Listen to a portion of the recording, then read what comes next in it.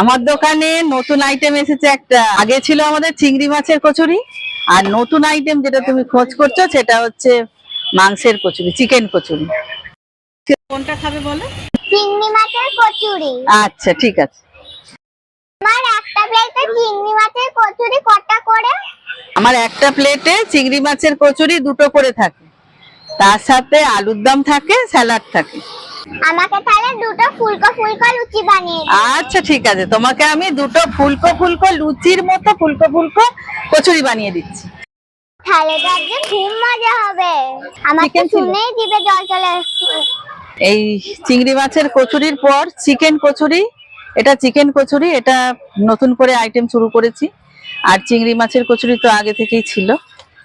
আর আমাদের এই দোকানের ঠিকানা হচ্ছে ইছাপুর জল ট্যাঙ্ক থেকে কদমতলা যেতে প্রথম যে রোডটা পড়ে, যেটা অবসর মাঠের দিকে যাচ্ছে, সেই রোডে সামনেই আমার দোকান, রাহুলস কিচেন।